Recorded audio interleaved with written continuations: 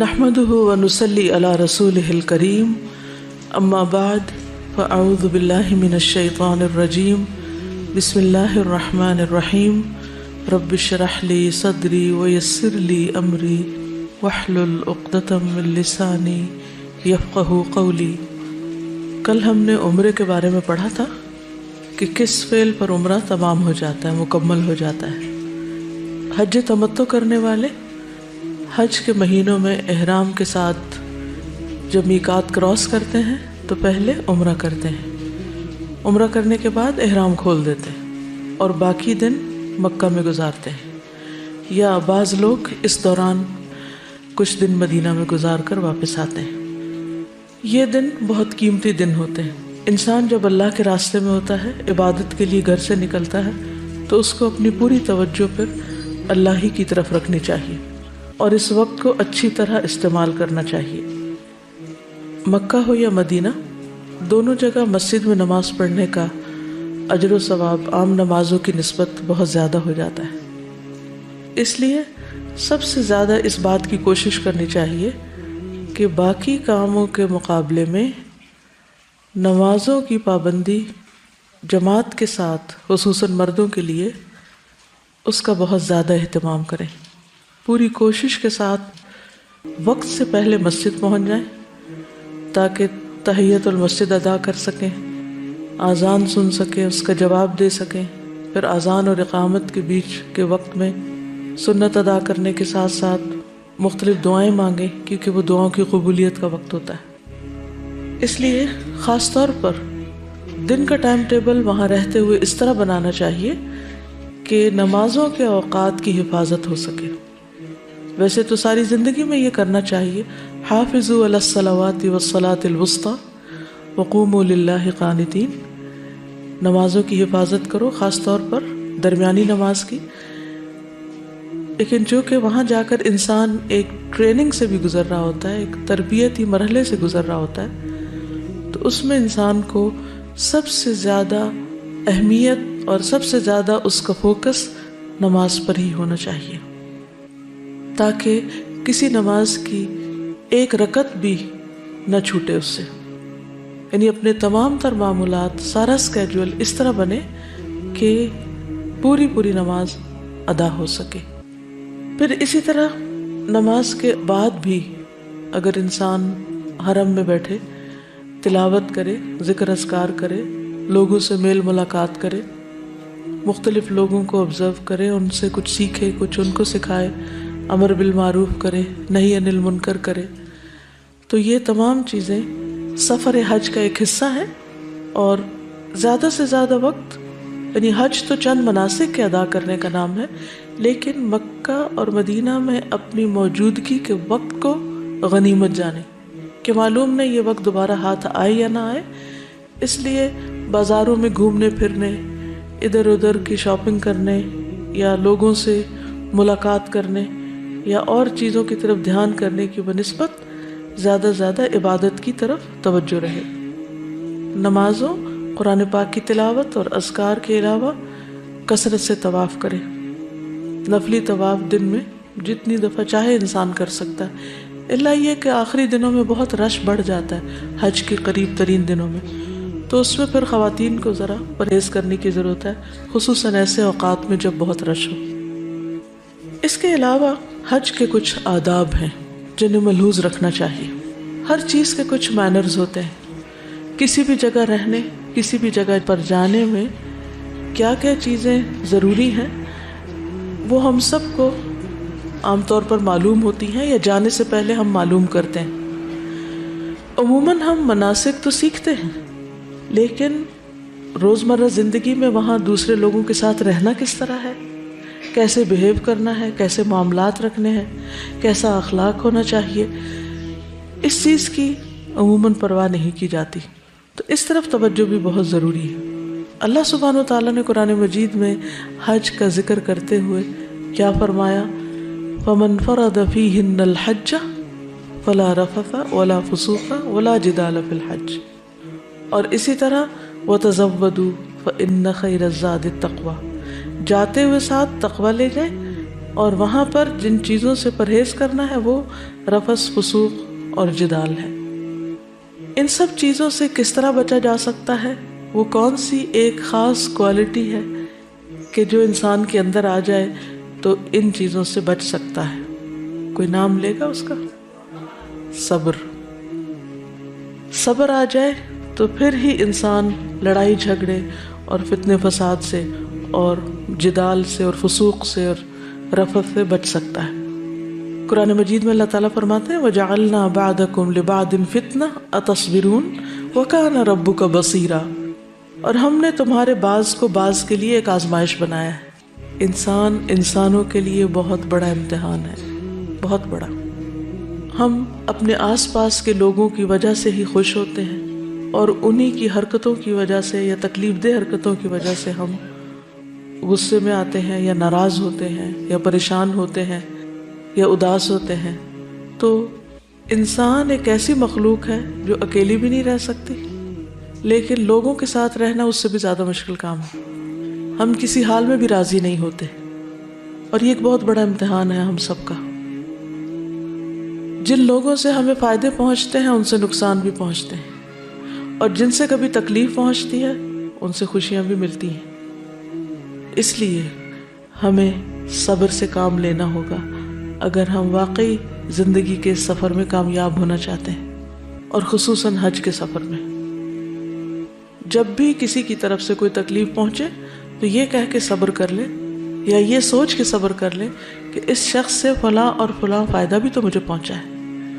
جب ہم کسی کے احسانات یاد رکھتے ہیں تو ہمیں اس کی طرف سے پہنچنے والی تکلیف بہت کم محسوس ہوتی، اور پھر ان الحسنات یذہبن السیئات، لوگوں کے اچھے رویوں کو یاد رکھنا ان کے تکلیف دہ رویوں کو بھلا دیتا ہے۔ نبی صلی اللہ علیہ وسلم نے فرمایا وہ مومن جو لوگوں سے ملتا جلتا ہے اور ان کی طرف سے آنے والی تکالیف پر صبر کرتا ہے، وہ اس مومن سے اجر و ثواب میں کہیں زیادہ ہے جو لوگوں سے میل جول نہیں رکھتا کہ ان کی تکالیف پر صبر کرنے کی نوبت آئے۔ جب آپ ملیں گے ہی نہیں کسی سے تو آپ کو تکلیف ہی نہیں پہنچے گی، جب تکلیف ہی نہیں پہنچے گی تو آپ صبر کہاں کریں گے؟ صبر کی نوبت ہی نہیں آئے گی، تو صبر نہیں ہوگا تو اجر کہاں سے آئے گا؟ تو اس لیے اس اجر تک پہنچنے کے لیے لوگوں سے ملنا جلنا ضروری ہے۔ لوگوں کے علاوہ ہماری روزمرہ کی جو مشغولیات ہیں یا مصروفیات ہیں اور روزمرہ کے پروگرام کا لازمی حصہ وہ کھانا پینا ہوتا ہے، جو حج میں بھی جاری رہتا ہے۔ عام طور پر لوگ وہاں کھانے پینے کی شکایات کرتے نظر آتے ہیں یا تبصرہ کرتے رہتے ہیں کھانے پر۔ کھانے سے پہلے اس بات کی فکر لگی رہتی ہے کہ کہاں سے کھائیں گے، کیا کھائیں گے۔ جب کھانا سامنے آتا ہے تو کچھ اس وقت باتیں بناتے ہیں، کچھ کھانے کے بعد۔ کیا ہم ان تبصروں سے رک نہیں سکتے؟ رک سکتے ہیں اگر ہماری زندگی میں کوئی اعلیٰ مقاصد ہو۔ تو کیا کرنا چاہیے؟ صبر کے ساتھ ساتھ شکر، جو بھی ملے اسے کھا لیں اور شکر ادا کریں۔ حدیث میں آتا ہے اللہ تعالیٰ اس بندے سے خوش ہوتا ہے جو ایک لقمہ کھا کر اس پر اللہ کا شکر ادا کرے، یا ایک گھونٹ پیے اور اس پر اللہ کا شکر ادا کرے۔ تو کھا پی کر کیا کرنا چاہیے؟ شکر ادا کرنا چاہیے جو بھی ملے۔ اگرچہ یہ باتیں میں حج کی مناسبت سے کر رہی ہوں، لیکن ان کو آپ یہاں بھی استعمال کر سکتے ہیں، ان سے فائدہ اٹھا سکتے ہیں، خصوصاً اگر آپ ہاسٹل میں رہ رہے ہو، کیونکہ ہاسٹل میں رہنا بھی ایسے ہی جیسے حج پہ جا کے رہنا۔ وہاں بھی اسی طرح لوگ ایک ایک کمرے میں کئی اکٹھے ہی رہ رہے ہوتے ہیں اور ہر وقت ایک ہجوم کا سا سما ہوتا ہے۔ پھر سکینت اختیار کرنا۔ نبی صلی اللہ علیہ وسلم نے عرفہ کے دن فرمایا ایھا الناس علیکم بالسکینۃ فإن البر لیس بالایداع۔ صحیح بخاری۔ لوگو آہستگی اور وقار کو اپنے اوپر لازم کر لو، اونٹوں کو تیز دوڑانا کوئی نیکی نہیں۔ ہٹو بچو، شور ہنگامہ، پش کرنا، چیخنا چلانا، یہ مسلمان کے اخلاق کے منافی ہے۔ اور چال میں بھی وقار ہونا چاہیے، گفتگو میں وقار اور ٹھہراؤ ہونا چاہیے، معاملات کے اندر بھی اسی طرح شودی حرکتیں نہیں کرنی چاہیے۔ اس کا مجھے اردو اور انگریزی نہیں آتا۔ کچھ لوگ اعتدال میں نہیں رہتے، یا وہ غصے میں بھڑک رہے ہوتے ہیں یا وہ خوشی سے نہال ہو رہے ہوتے ہیں، بھائی درمیان میں رہو، ٹھہر جاؤ، سکینت اختیار کرو. خصوصاً عورتوں کے لیے بہت مشکل ہے، لیکن کوشش کرنے پر آپ یہ عادت اور سیرت اختیار کر سکتے ہیں. آپ ہی میں کچھ لوگ میں دیکھتی ہوں کہ ان کے اندر ماشاءاللہ بے پناہ ٹھہراؤ ہوتا ہے. ایسے لوگوں کو دیکھا کریں کہ وہ کس طرح بات کر رہے ہیں، کس طرح چل رہے ہیں، کیا کر رہے ہیں، کیونکہ انسان دیکھ کر بہت کچھ سیکھ سکتا ہے. پھر اپنی ذات سے دوسروں کو سکون اور تسلی دینا. انس بن مالک رضی اللہ عنہ سے روایت ہے کہ نبی صلی اللہ علیہ وسلم نے فرمایا، یسروا ولا تعسروا وسکنوا ولا تنفروا. آسانی پیدا کرو، تنگی پیدا نہ کرو، لوگوں کو تسلی اور سکون دو، نفرت نہ دلاؤ. یعنی جہاں چاروں طرف آپ کے لوگ ہی لوگ ہوں وہاں پر آپ کے لیے نیکی کرنے کے مواقع بڑھ جاتے ہیں. آپ اس نگاہ سے لوگوں کو دیکھیں کہ کہاں، کس وقت، کب، کیسے کس کے کام آ سکتا ہوں.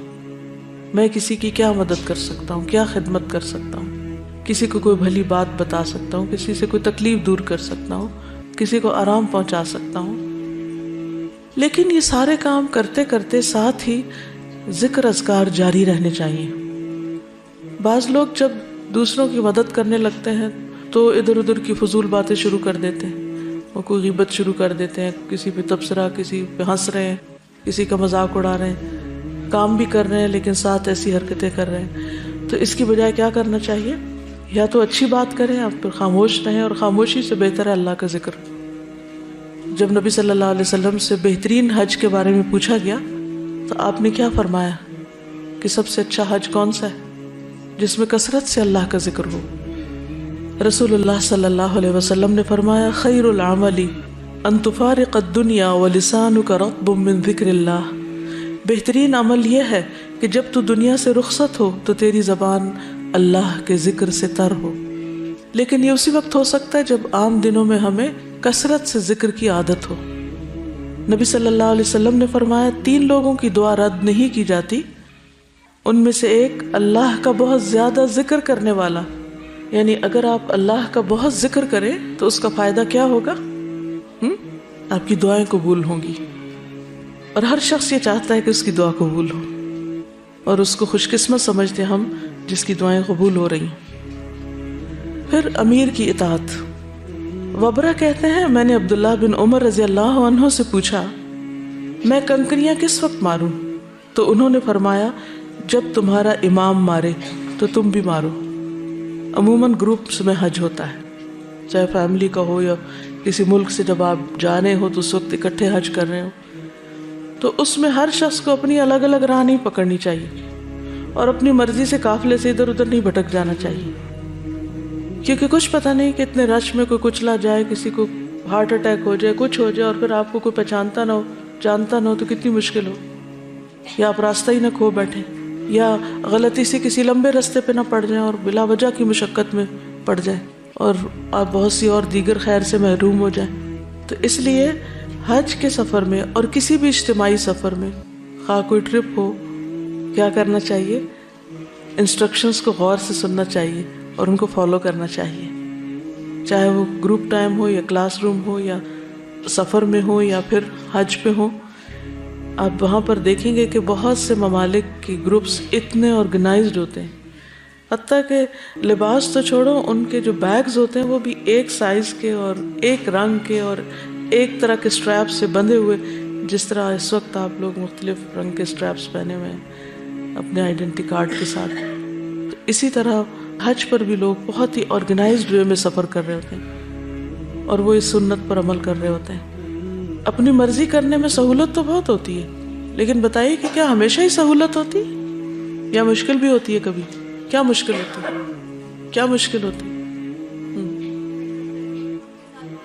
اپنے گروپ کے ساتھ جاتا ہے اور اپنی مرضی سے بغیر کسی انسٹرکٹر کو بتائے وہ چلا جاتا ہے اور گروپ کہیں اور چلا جاتا ہے. تو بہت سارے لوگ ایسے دیکھے گئے ہیں جو پورا حج کے دورانیے میں اکیلے بیٹھے رہتے ہیں، نہ وہ اس جگہ سے کہیں اور جا سکتے ہیں، ان کو کچھ معلوم نہیں ہوتا. اور اکثر بزرگوں کے ساتھ بھی ایسا ہوتا ہے. بالکل،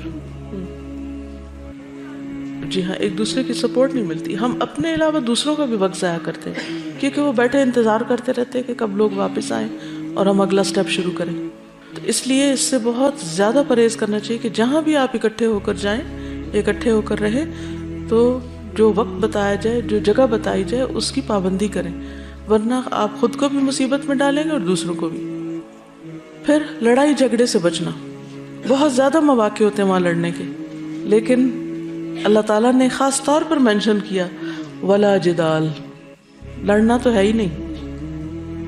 نبی صلی اللہ علیہ وسلم نے جب حدیبیہ میں پڑاؤ ڈالا تو ان کے ایک خیرخواہ نے خبر دی کہ میں کعب بن لؤی اور عامر بن لؤی کو پیچھے چھوڑ کر آ رہا ہوں، جنہوں نے حدیبیہ کے پانی کے ذخیروں پر اپنا پڑاؤ ڈال دیا ہے، ان کے ساتھ بکثرت دودھ دینے والی اونٹنیاں اپنے بچوں کے ساتھ ہیں، وہ آپ سے لڑیں گے اور آپ کے بیت اللہ پہنچنے میں رکاوٹ بنیں گے۔ لیکن آپ نے فرمایا ہم کسی سے لڑنے نہیں آئے، ہم صرف عمرے کے ارادے سے آئے ہیں۔ تو جو اللہ کے راستے میں ہوتا ہے، یعنی حج یا عمرے کے سفر میں، جو بالکل پیسفل سفر ہوتا ہے، کوئی آپ سے لڑنا بھی چاہے یا لڑائی چھیڑے بھی تو آپ اس کو موقع نہ دیں۔ بعض لوگوں کو پیچھے سے عادت ہوتی ہے اور ان کا کھانا ہضم نہیں ہوتا جب تک وہ لڑ نہ چکیں، تو پھر وہاں اگر موقع نہیں ملے تو ان کا موڈ آف رہتا ہے۔ تو پھر جب پتہ ہو ایک شخص کی عادت کا، اس کو لڑنے کی عادت ہے اور اس سے آپ آرام سے بھی کوئی بات کریں گے تو لڑ کے ہی جواب دے گا، تو بس بات کو سمجھ لیں کہ اس نے لڑنا ہے اور ایکسپیکٹ کیا کریں کہ میں سیدھی بات بھی کروں گا تو یہ الٹا جواب دے گا۔ ہوتا ہے نا، ایسے لوگ ہوتے ہیں، ہر جگہ ہوتے ہیں۔ تو جب زندگی میں آپ لوگوں کے مزاج سمجھ جاتے ہیں تو آپ کو معاملہ کرنے میں بہت آسانی ہو جاتی۔ جس چیز کو آپ ایکسپیکٹ کر رہے ہوتے جب وہ سامنے آ جاتی تو آپ کہتے ہیں تو نارمل ہے، سو واٹ، یہ تو ہونا ہی تھا۔ پہلے سے آپ انتظار میں ہوتے اچھا وہ کیا ہوتا ہے۔ تو اسی طرح اگر اس سفر میں بھی آپ کا ساتھ کچھ ایسے لوگوں سے ہو جائے کہ جو بد اخلاق ہوں، بد زبان ہوں، بدتمیزی سے بات کرتے ہوں، اور آپ کو معلوم ہے یہ عادتیں بچپن سے پڑ جاتی ہیں لوگوں کو نا، بعض اوقات بڑے ہو کر بھی نہیں جاتی۔ وہ کسی بھی مقام پہ پہنچ جائیں لیکن ان کے پھر اخلاق نہیں بدلتے، کیونکہ وہ ان ماحول کی پیداوار ہے نا۔ بعض اوقات ان کے بس کی بات نہیں ہوتی، ان کو سمجھ بھی نہیں ہوتی وہ کیا بول رہے ہیں، کیا کہہ رہے ہیں، احساس بھی نہیں ہوتا، چھوٹ چھوٹ کے تانے دیتے جاتے ہیں اور وہ اس کو اپنے بڑی سمارٹنیس سمجھتے ہیں، حالانکہ انتہا درجے کی بد اخلاقی ہوتی۔ اور خصوصاً اگر لوگوں کو یہ پتا ہو کہ آپ قرآن پڑھے ہوئے ہیں یا آپ دین پر چلنے والے ہیں اور پھر آپ سے یہ بد اخلاقیاں سرزد ہو رہی ہوں تو آپ دین کو بھی، قرآن کو بھی، باقی چیزوں کو بھی بدنام کر رہے ہیں، حالانکہ دین یہ تعلیم نہیں دیتا۔ یہ لوگوں کے اپنے اخلاق، مزاج، ان کے خاندان، ان کے ماحول ہوتے ہیں جن کا وہ رنگ چڑھائے ہوئے ہوتے ہیں اپنے اوپر۔ تو جب کوئی لڑنے جا رہا ہو تو پھر کنارہ کشی کر لیں۔ مسور بن مخرمہ سے روایت ہے کہ رسول اللہ صلی اللہ علیہ وسلم صلح حدیبیہ کے موقع پر مکہ جا رہے تھے، ابھی آپ راستے میں تھے کہ آپ نے فرمایا خالد بن ولید قریش کے سواروں کے ساتھ ہماری نقل و حرکت کا اندازہ لگانے کے لیے مقام غمیم میں مقیم ہے، اس لیے تم لوگ داہنی طرف ہو جاؤ۔ بس اللہ کی قسم خالد کو ان کے متعلق کچھ بھی علم نہ ہو سکا، یعنی وہ پتہ چلانے کے لیے کس طرح مسلمان جا رہے ہیں وہ دیکھنا چاہتے تھے، تو نبی صلی اللہ علیہ وسلم نے رستہ ہی بدل دیا۔ جب آپ کو پتہ ہو کہ لڑنے والا وہ سامنے سے آ رہا ہے تو آپ کیا کریں؟ بہادری کا مظاہرہ کریں، آستینیں چڑھانے لگیں؟ نہیں، رستہ بدل دیں، لوگوں کے ساتھ اچھے اخلاق سے پیش آئیں۔ یعنی یہ تو اس صورت میں جب کوئی آپ سے لڑنے آ رہا ہو، لیکن آپ خود جب معاملہ کریں تو اچھی طرح کریں۔ حدیث میں آتا ہے جہاں کہیں بھی ہو اللہ سے ڈرو، برائی کے بعد بھلائی کرو تاکہ وہ اسے مٹا دے، اور لوگوں سے اچھے اخلاق سے پیش آؤ۔ ہم انسان ہیں، غلطی، کمی، کمزوری ہم سب سے ہو جاتی، لیکن اس کے بعد کوشش کریں کہ پھر اچھا سلوک کر لیں، حسن اخلاق سے معاملہ کر لیں۔ نبی صلی اللہ علیہ وسلم نے فرمایا تم میں سب سے بہتر وہ ہے جس سے خیر کی امید ہو، یعنی آپ جب اس سے بات کریں تو آپ کو یہ اطمینان ہو کہ اس شخص سے مجھے خیر ہی ملے گی، کوئی بھلائی ہی نصیب ہوگی، اور اس کے شر سے امن ہو۔ اور سب سے بدتر وہ ہے جس سے خیر کی توقع نہ ہو اور اس کے شر سے امن نہ ہو۔ پھر زبان کی حفاظت، اس پہ خصوصی دھیان دیں، اس کو لاک میں رکھیں، ناشکری کے جملے نہ بولیں جو اللہ کی ناراضگی کا باعث ہوں۔ ابو ہریرہ فرماتے ہیں نبی صلی اللہ علیہ وسلم نے فرمایا بندہ ایک بات زبان سے نکالتا ہے اور اس کے بارے میں سوچتا نہیں، جس کی وجہ سے وہ دوزخ میں اتنی دور پھسل کے گرتا ہے جتنا مشرق و مغرب کے بیچ میں دوری۔ تو اس لیے بہت سوچ سمجھ کے بات کریں، اور اگر کوئی بات کر کے آپ کو خلش شروع ہو جائے تو استغفار کر لیں اور آئندہ ان جملوں پر چیک رکھیں کہ پھر ایسی بات نہیں کریں گے۔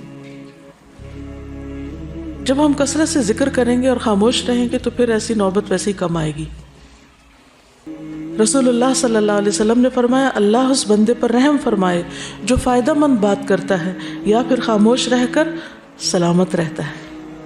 یعنی یہ نہیں کہ ایک مصنوعی خاموشی طاری کر لیں، جب ضرورت کے موقع پر بھی کوئی نہیں بولتا اس سے بھی دوسروں کو پریشانی لاحق ہوتی ہے، تو اس پریشانی سے بھی دوسرے کو بچانا چاہیے۔ تو اللہ تعالیٰ اس پہ رحم کرے جو فائدے کی بات کرے، یعنی فائدے کی بات کرنے والے پر اللہ کی رحمت ہے۔ یا پھر اگر نہیں ہے کوئی فائدے کی بات، کام کی بات، تو خاموشی اختیار کر کے سلامت رہیں۔ پھر نظروں کی حفاظت، کیونکہ حج کے لیے کثرت سے مرد اور کثرت سے عورتیں گئی ہوتی ہیں اور باہم اختلاط بھی بہت ہوتا ہے، اس لیے کوشش کریں کہ کسی نامحرم پر نظر نہ پڑے، یعنی آپ چلیں اس طرح کہ جیسے آپ کے آس پاس کوئی بھی نہیں، فوکس کریں اپنے منزل پہ، اپنے مقصد پہ۔ تو ہر ناجائز غیر ضروری چیز پہ فوکس نہ کریں، اس پہ توجہ نہ دیں، چیزیں نظروں سے آگے سے گزریں گی، لوگ گزرتے جائیں گے، نظر ٹھہرائیں نہیں کسی پہ۔ میں نے ہر شخص کو یہ معلوم ہے کہ نظروں سے اگنور کرنا کیا ہوتا ہے، کس طرح انسان اپنی حفاظت کر سکتا ہے۔ لوگوں کے ہجوم میں، بھیڑ میں، جب چاروں طرف بھی مرد ہوں تو بھی آپ کو طریقہ آنا چاہیے کہ آپ نے اپنی نگاہ کی حفاظت کس طرح کرنی ہے۔ نبی صلی اللہ علیہ وسلم نے فرمایا، صحیح حدیث ہے، 3 افراد کی آنکھیں روز قیامت آگ کو نہیں دیکھیں گی، ان میں سے ایک وہ آنکھ ہے جس نے اللہ تعالیٰ کے حرام کردہ امور سے نظروں کی حفاظت کی، یعنی کسی کے سطر پہ نظر نہیں ڈالی، یا عورت مرد کے چہرے کو یا مرد عورت کے چہرے کو نہ دیکھے۔ تو جو اپنی نظروں کی حفاظت کرے گا اللہ سبحانہ وتعالیٰ قیامت کے دن اس کی حفاظت فرمائیں گے۔ پھر عمل بالمعروف اور نہی عن المنکر اور دعوت اللہ کا کام ساتھ ساتھ کرتے جانا۔ نبی صلی اللہ علیہ وسلم نے فرمایا، جب لوگ گناہ کا کام ہوتے ہوئے دیکھیں اور اس سے نہ روکیں تو ان قریب ان سب کو اللہ کا عذاب گھیر لے گا۔ تو ہاتھ سے بھی روک سکتے ہیں، زبان سے بھی روک سکتے ہیں، اور مختلف طریقے سے سمجھا کے بھی لوگوں کو، مثلا کوئی لڑ رہا ہے تو اس کو بیچ میں صلح کرا دیں، کوئی اور چھلکا پھینک رہا ہے، پانی گرا رہا ہے، پانی بچے ضائع کر رہے ہوتے ہیں وہاں بیٹھ کے، بعض لوگ پانی ایک کپ میں پینا چاہیے 2 اکٹھے میں پینا شروع کر دیتے ہیں، پی کے نیچے پھینک دیتے ہیں، بہت سے غلط کام ہو رہے ہوتے ہیں۔ تو آپ ان کو اپنے عمل سے بھی بتا سکتے ہیں، خود آگے بڑھ کے ان چیزوں کو ٹھیک کر کے بھی، روک کے بھی۔ مثلا نبی صلی اللہ علیہ وسلم حج پہ جا رہے تھے، ایک عورت نے آپ کو راستے میں روک کر ایک سوال کیا، اس کے پاس بچہ تھا، اس نے آگے بڑھا اور کہا، یا رسول اللہ کیا اس پر بھی حج ہے؟ تو آپ نے فرمایا نہیں، اور آپ نے یہ بھی بتایا کہ اگر تم اس بچے کو حج کراؤ گی تو تمہارے لیے اس کا اجر ہے، فرض نہیں ہے بچے پہ، لیکن اگر بچہ ماں کے ساتھ حج کرتا ہے تو ماں کو اجر ملے گا اس کا، تو 1 نہیں 2 حج ہو جائیں گے ایک ہی سفر میں۔ پھر اللہ کی راہ میں کثرت سے خرچ کرنا، فی سبیل اللہ خرچ کرنا، کیا اجر ہے اس کا معلوم ہے آپ کو؟ مثل الذین ينفقون اموالهم فی سبیل اللہ، تو حج کیا ہے؟ فی سبیل اللہ سفر ہے، تو ساتھیوں پہ خرچ کرنا، وہاں کے لوگوں پہ خرچ کرنا، کسی بھی اعتبار سے کسی کو فائدہ پہنچانے کے لیے، یہ کوئی صدقہ خیرات نہیں، ویسے ہی خوش دلی کے ساتھ خیر اور بھلائی کے کاموں میں خرچ کرنا، اس کا اجر بہت زیادہ ہے، عام خرچ کرنے سے بھی زیادہ ہے۔ اس کو مثال کیا ہے قرآن مجید میں؟ کمثل حبۃ انبتت 7 سنابل فی کل سنبلۃ 100 حبۃ واللہ یضاعف لمن یشاء، ایک دانہ جس سے 7 بالیاں نکلیں اور پھر ہر بالی پہ 100 دانے ہوں، تو گویا ایک دانہ ملٹیپلائی ہو کر 100 دانے بن گیا۔ تو 1 روپیہ یا 1 ریال آپ خرچ کریں گے تو 700 کے برابر ہو جائے گا، اس لیے خوش دلی کے ساتھ خرچ کریں۔ عبداللہ بن عمر سے روایت ہے کہ رسول اللہ صلی اللہ علیہ وسلم نے فرمایا، اللہ تعالیٰ اپنے بندوں کو نفع پہنچانے کے لیے کچھ لوگوں کو بطور خاص نعمتیں عطا کرتا ہے، اگر وہ خرچ کرتے رہیں تو وہ انعامات برقرار رہتے ہیں، اور اگر وہ رک جائیں تو وہ ان سے سلب کر کے دوسروں کو دے دیتا ہے۔ کیا مطلب ہے اس کا؟ کیا سمجھ آیا؟ جی، باقیوں کو دے، یعنی کچھ لوگوں کے پاس جو دوسروں کے مقابلے میں زیادہ ہے، اب فوراً سوچیں میرے پاس دوسروں کے مقابلے میں کیا زیادہ ہے، کچھ بھی جو سوچ سکیں آپ، کوئی سکل، کوئی نالج، کوئی مال، کوئی ٹائم، انرجی، طاقت، کوئی بھی چیز، وہ اللہ نے آپ کو اس لیے دی ہے تاکہ آپ دوسروں کو دے سکیں، آپ دوسروں کو دیں، کیونکہ اللہ تعالیٰ ان ساری نعمتوں کو درختوں کے ساتھ نہیں لٹکاتے. کچھ تو لٹکا دی ہیں لیکن ساری چیزیں درختوں کے ساتھ نہیں لٹک سکتی، وہ بندوں کے ساتھ لٹکی ہوئی ہیں. جو مومن ہوتے ہیں نا شجرہ طیبہ، تو ان اللہ کے نیک بندوں کے ساتھ وہ نعمتیں لٹک رہی ہیں. اب ان کا کیا فرض بنتا ہے کہ وہ اپنے پھلوں سے دوسروں کو فائدہ پہنچائیں. تو یہ اللہ نے آپ کو یہ پھل اس لیے دیے، یہ بہاریں اس لیے لگائی ہیں آپ کو تاکہ آپ سے دوسرے فائدہ اٹھائیں. اگر آپ دوسروں پہ خرچ کرتے جاتے ہیں تو کیا ہوگا؟ آپ کو اللہ اور دیتا جائے گا، اور سپلائی آتی جائے گی آتی جائے گی آتی جائے گی، اور زیادہ بڑھا دے گا. لیکن اگر آپ نے روک دیا تو کیا ہوگا؟ اللہ بھی روک دے گا. یہ کس قدر افسوس کی بات ہے کہ ہم عام طور پر جو نعمت ہمارے پاس ہوتی ہے اس سے دوسرے کو فیض پہنچانے میں بخل کرتے ہیں. یعنی یہ تو میرے لیے، دوسرے کو کیوں دوں؟ اور بعض لوگ تو اپنے ہنر چھپاتے ہیں، کسی کو پتہ نہ چل جائے، ورنہ یہ ہمیں کام دے دیں گے، ہمیں یہ کام کرنا پڑ جائے گا. ہونا کیا چاہیے کہ جو کام ہمیں آتا ہو ہم دوسرے کو کہیں. جیسے حضرت انس کے بارے میں حضور صلی اللہ علیہ وسلم کے پاس ام سلیم آئی تھی، یا رسول اللہ یہ میرا بچہ لکھنا جانتا ہے، آپ اس سے کام لیں، یعنی اس کے پاس یہ اسکل ہے، آپ اس کو اپنی خدمت میں رکھیں. ہم میں سے اگر کسی کو لکھنا آتا ہو یا کوئی بھی کام، کسی بھی قسم کا آرٹ، تو عموماً ہم آگے دینا نہیں چاہتے. تو لوگ خود کر لینا، لوگ خود سیکھ لینا. ہم کیا سمجھتے جو کچھ بھی اللہ نے ہم کو دیا، کوئی بھی چیز ہمارے تو کوئی بہت کمال تھا، وہ بہت بڑی خوبی تھی جو ہمیں مل گیا، یہ احسان تھا، اللہ کا فضل تھا. تو اس کو روکے نہیں، ورنہ رک جائے گا. حضرت اسماء کو نبی صلی اللہ علیہ وسلم فرمایا تھا لا تو کی فیو کا علیہ کی، روکنا مت ورنہ تم روک لی جاؤ، تمہاری تھیلی باندھ دی جائے گی. تو اس موقع پہ سب سوچیں وہ کون سا کام ہے جو میں دوسروں کی نسبت بہتر کر سکتی ہوں، اور مجھ پر اللہ کا فضل ہے اور مجھے وہ آتا ہے اور میرے ساتھ والوں کو نہیں آتا. کیوں نہ میں ان کو بھی سکھا دوں، کیوں نہ میں ان تک بھی خیر لے جاؤں، کیونکہ الٹیمیٹلی تو وہ آپ ہی تک واپس پہنچے گی. تو کوئی بھی نیکی کا کام جو آپ کر سکتے ہو، اور کسی بھی وجہ سے، خواہ وہ کوئی غصہ ہو، خواہ کوئی عداوت ہو کسی کی، یا بخل ہو، یا حسد ہو، یا کوئی ضد ہو، کسی بنا پر بھی اگر آپ روک لیتے ہیں نا تو آپ سے نیکی کے مواقع چھن جاتے ہیں، آپ محروم کر دیے جاتے ہیں. اللہ تعالیٰ وہ کسی اور کو نواز دیتا ہے، اللہ کسی اور سے کام لے لیتا ہے. اچھا چھوٹی چھوٹی مثالوں میں آپ دیکھیے کہ بعض اوقات ایسا ہوتا ہے نا، آپ گھر میں بیٹھے ہیں تو آپ کی امی پوچھ رہی ہیں وہ فلاں چیز کہاں ہے، اور آپ کو پتا ہے، لیکن آپ چپ بیٹھے. کیوں؟ کہ وہ کہیں گے اٹھو لا دو مجھے، تو میں نے اٹھنا کوئی نہیں. تو بعض اوقات ہم صرف اپنی جان بچانے کے لیے بھی کچھ چیزوں کا اظہار ہی نہیں کرتے، تو وہ مجھ پہ آ پڑے گی، کیونکہ جو بولے وہی کنڈا کھولے، اس لیے مشورہ ہی نہ دو. پھر دوسرے حجاج کی مدد کرنے میں کیا کیا ہو سکتا ہے، مثلا ان کا سامان اٹھانے یا رکھنے میں مدد دینا. نبی صلی اللہ علیہ وسلم نے فرمایا جس نے کسی مسلمان سے دنیا کا کوئی دکھ دور کیا، اللہ عز و جل اس سے قیامت کے روز کا کوئی دکھ دور کر دے گا. اور جس نے کسی مشکل میں پڑے شخص کے لیے آسانی کی، اللہ تعالیٰ اس کے لیے دنیا اور آخرت میں آسانی کرے گا. اور جس نے کسی مسلمان کی پردہ پوشی کی، اللہ تعالیٰ دنیا اور آخرت میں اس کی پردہ پوشی کرے گا. اللہ تعالیٰ اس وقت تک بندے کی مدد میں رہتا ہے جب تک کہ بندہ اپنے بھائی کی مدد میں رہے. پھر شاعر اللہ کی تعظیم کرنا، شاعر اللہ کی تعظیم کرنا یہ بھی حج کے آداب میں سے ہے. وَمَن يُعَظِّمْ شَعَائِرَ اللَّهِ فَإِنَّهَا مِن تَقْوَى الْقُلُوبِ.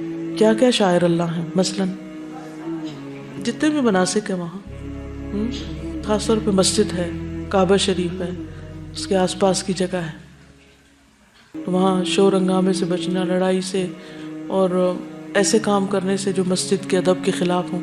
بعض لوگ وہاں کوڑا بکھیر دیتے ہیں، صفائی کا لحاظ نہیں رکھتے، کعبہ کی طرف وہاں بھی پاؤں کر کے لیٹ جاتے ہیں، قرآن مجید نیچے رکھ دیتے ہیں.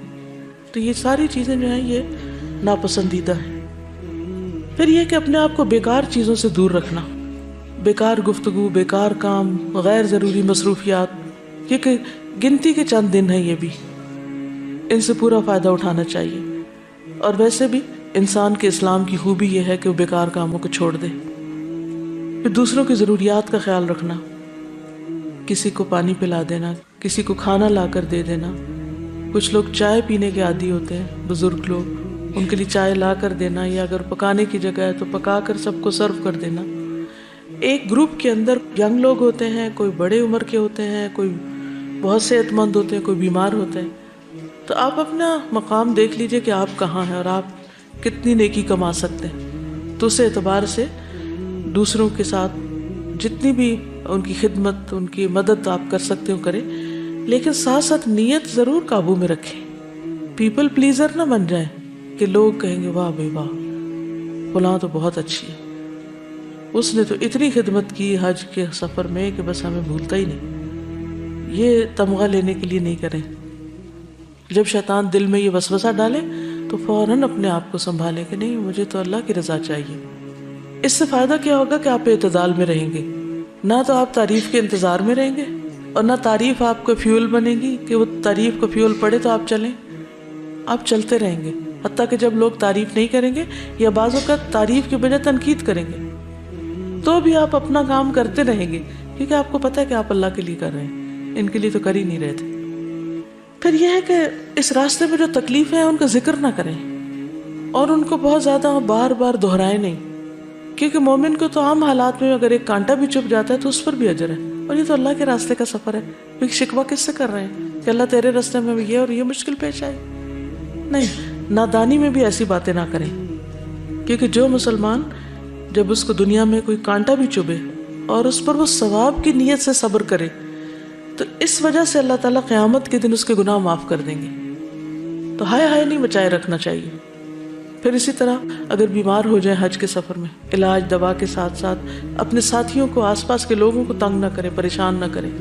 بخار بھی چڑھے تو جسم سے اس طرح گناہ جھڑتے ہیں جیسے سوکھے پتے درخت سے جھڑتے ہیں. تو یہ سارے گناہوں کو جھاڑنے کے طریقے ہوتے ہیں، تو اس کا بھی بہت ذکر نہ کریں. پھر دوسروں میں صلح کروانا.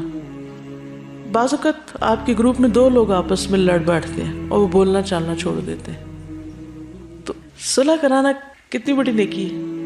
نماز، روزے، حج، زکوٰۃ سے بھی بڑی، اجر و ثواب میں بڑھ جاتی. کیونکہ ہوتا یہ ہے کہ جب 2 لوگوں کی لڑائی ہو جاتی ہے یا آپس میں کوئی مس انڈرسٹینڈنگ ہوتی ہے، پھر آپ کو غیبت بھی سننی پڑتی ہے اور بدگمانیاں بھی بعض اوقات آپ کے دل میں آ جاتی ہیں اور بعض اوقات دوسروں کو آپ بلٹل کرنے لگتے ہیں. تو بہتر ہے کہ جلد از جلد ان کی دوستی کرا دی جائے. اس سے انشاءاللہ تعالیٰ آپ کے حج کا سفر جو ہے وہ خوشی سے گزرے گا.